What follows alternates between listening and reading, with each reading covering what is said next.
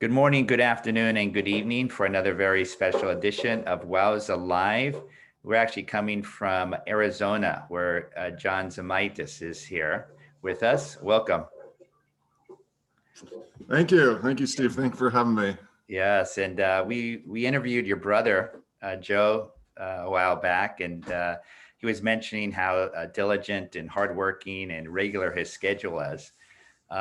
Yet you and him do a lot of tandem swims all over the world. And remarkably, you're neck and neck, shoulder to shoulder, goggle to goggle with your brother, but your training methodologies are completely different from what he says. Can you sort of explain if that's true or not? Yes, that's very much true. I would say basically I don't do any training at all. Like pretty much zero. So it kind of started that. So I guess a little bit of background is, I was, swimming growing up, from, I don't know, 6 or 7 all the way through, as a scholarship athlete for Arizona State University. So I swam all the way up through then. I think I finished in, 2006. Okay. And then I pretty much, kind of stopped swimming. Okay. What was your specialty during those? So I was like, my specialty was like 200 free, and 200 back were like my freestyle backstroke. Okay. Middle distance. So middle distance. You had some hard workouts then. Yeah. No, definitely. So, and then during that time, were you and Joe, well, obviously not in college, but up until your competitive club years and high school years, were you training together in the same lane or different lanes? So he's 3 years older than I am. So there was a little bit of overlap in the groups that we, the swim groups we were in, but there wasn't a ton. Okay. Again, I guess when you're, age group in high school, like 3 years is a lot different, a lot more than it is now. Yeah. So to be honest, I was faster than Joe, all the way through. He'll even admit that. But yeah. But anyway, so then the first like real like open water swim we did was Strait of Gibraltar. Okay. And I think that was back in 2013. I have to look it up. What triggered that challenge? So it was it was a cool, it was kind of like a cool, like, from Europe to Africa, wow. And we actually did that with a few of our friends that we swam with growing up, in high school. So there was, I think, I can't remember how many of us was, but there was a group of us that ended up doing it. Okay. And so like before that, and I guess more background is that I work in Nigeria. Okay. And at the time I would be home for 3 weeks and then I would be working over in Nigeria for 6 weeks. Okay. Currently I'm not working there. I've been home for about quite a long time, since March. But now I work there for 4 weeks and I'm home for 4 weeks. So anyway, so for the Strait of Gibraltar, I did a lot of training, or tried to do a lot of training up until then, and then I ended up going to work for 6 weeks and then basically going over for the swim to Tarifa. And so I hadn't really swum in 6 weeks. And like I did fine, it was a great swim, and so it kind of started it, and we did some other, we've kind of, I think Scar was the next ones that we did, and I really hadn't, and a lot of these swims were coming right after I'd been gone. Got it. For work, and I'd come back home and I'd go basically right to the swim, and I hadn't swum for like a month or 6 weeks, and like most people, like, oh my gosh, you can't be out of the water for that long, But I did fine. And then what I did is excuse me, to put it in perspective, I mean, you had 15 years of hard club and collegiate training as a middle distance person, 200 back, 200 free. So you had a lot of yardage under your belt, to be honest. Yes, yes, yeah. I want to be very clear on that. That I have a huge background in swimming. I would not recommend this to somebody who does not have a huge swimming background. Yeah. Um, Yeah. Going out and doing a marathon open water swim with no training, and you don't have any real swimming background is not a good idea. I want to Right. now Now, put a little warning up there. yeah. Were you sore in any way?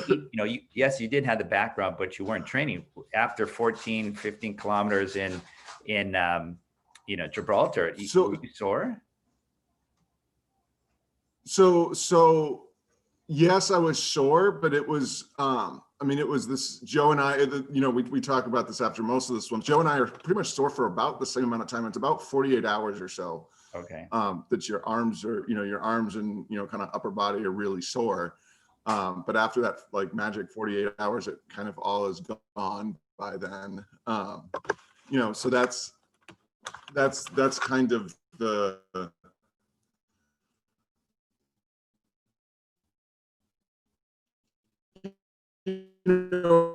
that was one of the things, as we did these other swims that I saw, and no pain during the swim or any issues while I'm swimming, it's, I don't really notice it while I'm swimming. The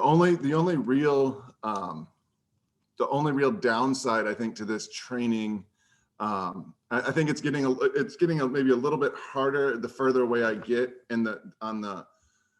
where if you need to sprint, or go fast for a while like that, I've got about 5, maybe 10 minutes, and then it's like, yeah, that's the speed drops back down. So, so that's really, so that like, so some of this we haven't really run into this where it had a negative effect, but like, so if you're having to, get out of the way of a large ship that's coming, or the tide's about to turn, like, if the tide turns on me and you got that, you got to go fast for 30 minutes, I'm in trouble, because it's not going to happen. Yeah. Nope. I think I would miss that opening, but I haven't run across that yet, so hopefully it'll continue. Got it. I have another question. So you're not physically training. Are you thinking about what you need to do during the non-swimming portion of your preparation? You just jump right in. Really. Pretty much. I mean, so like when I'm gone, like I'll do a little bit of cardio, not a ton, like probably maybe, 30 minutes, of jogging or whatever, like 3 or 4 times a week, just more for sanity than anything else. Because where I am in Nigeria, there's not a whole lot to do except work. But yeah, I mean, not really. I mean, and it's funny because I always get really nervous before like every swim. Like, I'm like, man, like I haven't done any swimming. Like, like this is kind of a long swim. Like, and like there was we did a double crossing of Sea of Galilee back in November, almost a little over less than a year, just under a year ago. And so that was like early November. And then we did kind of a charity swim the beginning of June, where it was where we did it was a total of 25 miles, but every hour, at the start of every hour we swam a mile in a pool. There was, I think, 3 or 4 kids from Joe's team that did it as well. Okay. And then you'd get like, however much time, like 35 or whatever minutes off, and then you'd to the next mile for 24 hours. And then the last one, the great idea of go the extra mile. So the last hour you did 2 miles. Okay. That's where you get the 25. Anyway, so I had not been in a pool, like swum anything since I got out of the Sea of Galilee. Like that would have been 7 or 8 months before that. And and then so I went and did it, and I was holding, I think I was doing averaged around 26-minute miles. So we were doing, so a mile is it wasn't like swimming miles, which is the 1650. It Right. was that we were doing 1775 because I think a mile's Okay. 1760 or whatever. Okay. Now the worst thing about it probably it kind of gradually snuck up on me, but doing the flip turns, I would start to get disoriented, and so I had to modify my flip turns. Just not used to doing flip turns, like it was it was really weird. Got it. This was in a short course pool, so you're going. Yeah, short course pool, so it was horrible. Were your calves or thighs burning after? My calves were my calves were a little bit sore. Other than that, like it was just the same soreness that I would get from a regular open water swim. Got it. Now most recent, or not most recently, but very recently, you did 2 times around Manhattan. I mean, that's 90 kilometers. Yeah. You were in the water almost 20 hours, correct? Yeah, well, 20 hours. We actually started at Pier, I think it's Pier A at the very bottom of Manhattan, and the currents just switched on us faster than we thought. So we actually swam for like 2.5 hours before, and then did a restart at I think it's Mill Rock, and then started over from that. But yes, that was a little bit, and Joe and I forgot what the other guy who was doing the swim with us, I think his name is Jim. I can't remember off the top of my head. They started going fast at the end, like, probably the last mile or so. After we passed the last bridge, they started going fast. And I'm just like, what are you doing? Like, I'll see you guys at the finish, because I'm not gonna, I don't really have much left to do any sprinting. So from start to finish, when you first got in, I call it a warm up, your 2.5, 3 hour warm up. I mean, that was a 24-hour swim. So here you had no training, no physical training.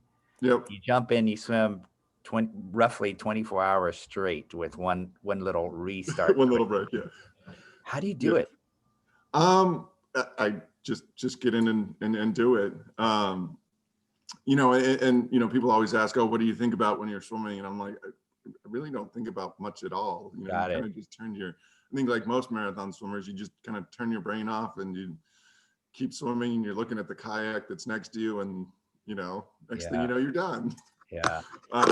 Is it a sort of stress reliever, or just leave the problems of the dry land world away, or? Yeah, there's definitely a lot of that to that, because doesn't really matter what's happening in the world, or your life or whatever at the time, everything kind of just melts away, and you've got, in this case, almost 24 hours of peace and quiet. Obviously there's communication and stuff with kayakers and whatnot, but it's pretty it is kind of a stress reliever, relaxing time. Yeah.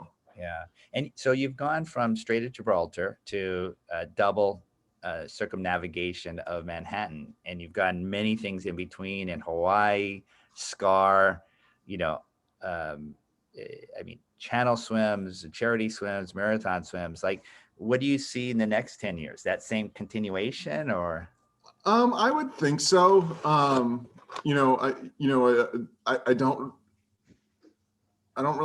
have to ask Joe, but I don't think we have anything. He's the one that comes up with a lot of the swims nowadays. Okay. I haven't, we haven't really been talking about, I mean, we're just kind of, I guess, finishing up this marathon season kind of, we do have a Cook Strait swim on the books. I don't know when that's going to happen with them. And it was supposed to happen this year, but in 2021, beginning of 2021, but with them in lockdown, I seriously doubt that's going to happen.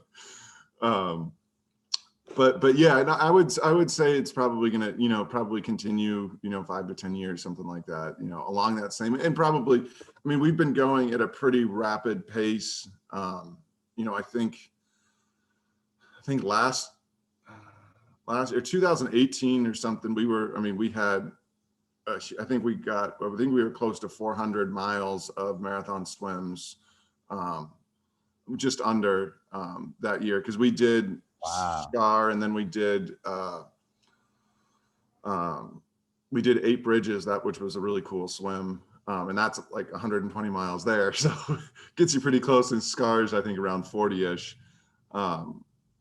You know, so, and then I think, you know, so that was a cool year. I think we did Loch Ness in that year also.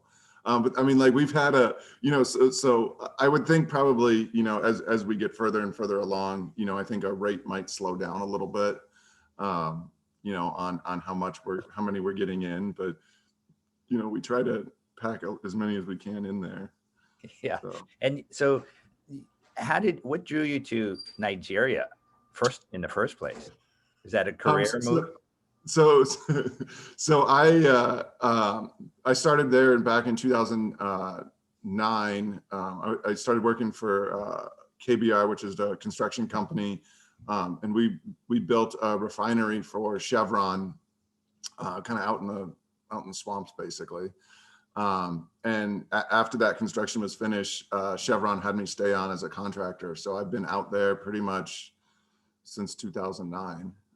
This is the longest time period I've had off of not working for, I think 12 years, or, you know, or so. Because the most time I think I ever had off was like 6 weeks before that, just based on some of the swims we had scheduled. I was able to get some extra time off, but, you know, so.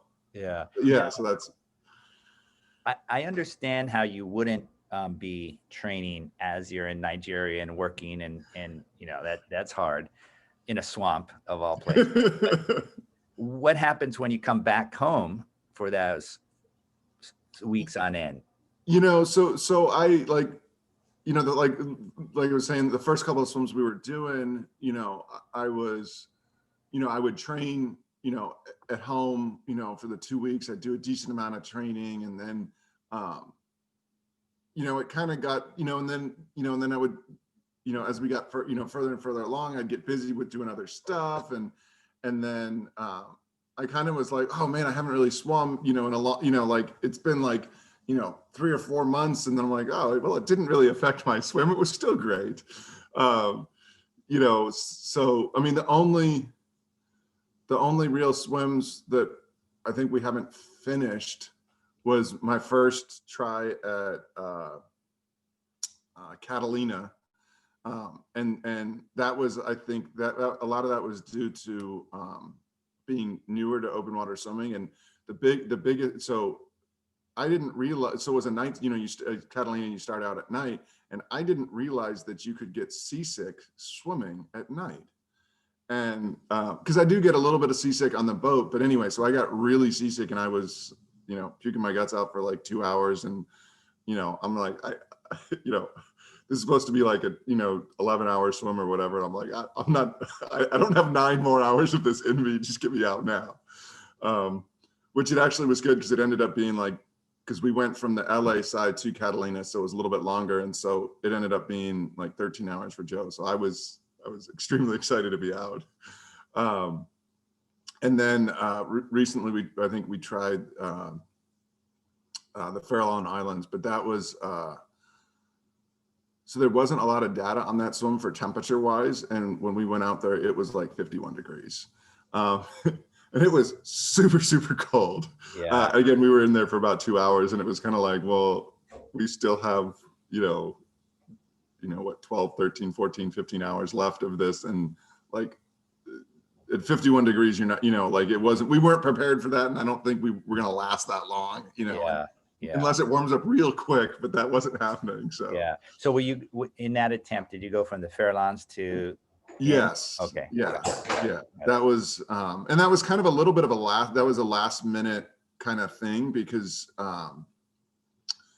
you know, because everything's, you know, on lockdown, and there's not a lot, you know, there's not really places where you can go, and, you know, Joe's been doing a ton of training, and he's like, man, you know, like I'm in a great shape. We should go do a swim. And I'm like, well, find a swim and we'll go do a swim. And so he's like, hey, we should do Farallons. And I'm like, oh, okay. Like, how cold's the water? He's like, no, it's supposed to be like, you know, like it should probably be like upper 50s, kind of like Monterey. And I'm like, oh, because Monterey and Farallons are not that far away. I'm like, okay, yeah, no problem. Although Monterey was probably one of the harder swims that I think I've done. And why do you think it was harder? So it was, I think when we did it, it was around, I think it probably averaged around 56. So it's 25 miles. So it's one of the longer cold swims.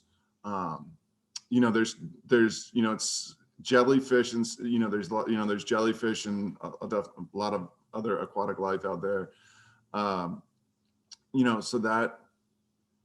that's it. And there's really no, like, I don't think we really got any current assist or anything like that on some of the other channel swims you can get. We also didn't run into any currents. So that was a little bit of challenging, and it took us a lot longer. Joe was having some issues with, I think, nutrition and kind of the cold. And so our pace ended up slowing. He didn't make it the first time. So that was, I think that was one of what makes it one of the harder ones. I mean, later that year, we did North Channel, which is what I'd heard is supposed to be like one of the hardest ones. I thought was about the same or easier than Monterey. Maybe it's just because we had just come out of Monterey. But we also got a good year on North Channel. I think so much of marathon swimming depends on the conditions. It was a beautiful day. The jellyfish didn't seem to be out in, force as much. There definitely were a lot there, but not quite as much as I think there normally is. So that was, and I think the water temperature was, on the warmer end of some of the years, the normal, not like a lot warmer, but a degree makes a big difference when you're in the low 50s. So, well, I mean, if you, just in this short conversation you've mentioned, reservoir swims in Arizona at Scar. You've mentioned, swimming the cold channel between Scotland and Northern Ireland. You've mentioned swimming along the California coast in the Farallones and Monterey. You've done, Catalina, or you've tempted Catalina. So I actually have finished. We went back like the next year, and I did finish it. It was still horrible. That's kind of my swim. That's probably one of the swims that I like the least. Got it. Now, nothing against it. I think it's just my experience, my personal experience. So yeah. I think it's a good swim. Joe loves it. Joe says it's the best one, or one of the best ones. Well, keep in mind, this is a man who, works part of the year in Nigeria and comes back, does either no or little training. So what other, I know we've missed a lot of swims. What other swims have you done? A short and long? I'd have to look at a list. So just off the top of your head. So like we did, we've done single Manhattan, double Manhattan. 8 Bridges was a really cool, because the stage swimming of that, I really like that one. There was Molokai Channel was a very interesting one. It was long. Again, weather conditions play a huge role in a lot of the swims. Long swim, that was kind of an interesting one. Why so? What was there? Just because, at that point, it was our longest swim, just under 18 hours. And it was kind of we lost our boat captain like a day or two before. But we were able to get a different one. And so it was kind of just, and we were doing it with some other people. And so it was a little bit chaotic, especially losing the boat captain right before the swim. And it all turned out well in the end. We finished, so that was, good. Any swim that you finish is a good swim. It doesn't really matter what the in between was. So that was, and it was one, like I said, the longest one, to date. And it was, the swimming through at night, and then I got stung in the face by a man of war, and because I was like 2 or 3 in the morning, and I was like half asleep, like just swimming along, and then get stung in the face, like across the, eye and down there. It was like, what's going on? So that was an interesting one too. what else has there been? We did in Hawaii, we did the three, So Lanai, Maui, yeah, and yeah, Molokai. the three, yeah, the three swims there. That's another kind of cool swim too. It was, because the water's warm. We did it as a group, and the water's warm, and so there's, you're not going to get cold, so there's no real sense of urgency. Um, so we did round trip Angel Island this year as well. That was a kind of cool one too. I think one of my favorite ones was the double crossing of Sea of Galilee. Just with all the history and of the area, and getting to spend a lot. We spent about, I think, like around a total of about 10 days in Israel, and that was really, really cool. That's one of the reasons, like for our swims, is it's a good reason to go traveling. It's if you're going to go to you go to a place and you get to to travel around that area like afterwards. So a lot of our swims that we do, like, we're spending probably 2 to 3 weeks around in that area, before and after. The nice thing about the open water swims is you can still walk around and go see places. Your arms might be sore, but it's not like, doing an Ironman or something where you're toast for a week, and you can't move. Not that I've done one. Joe's done a bunch of them, but we did Lake Zurich. Lake Zurich was also one of the early swims that we did. That was when I was swimming a little bit more. But yeah, that was another cool one. That night, I can't remember where we went right after that. Basically, that night we finished the swim, and I think we went to Germany. We got on the overnight train to wherever we went. Like we, from the swim, we got a ride to the train station and went on our way. That was actually a really rough night because, with the moving and the jostling, because your arms are sore, you keep waking up. And so that was Wow. I mean, we've interviewed almost 250 people, and I can honestly say no one has this sense of adventure and the lack of training that you do, combined with the tremendous amount of success. I mean, I really have to bow to your success and sense of adventure.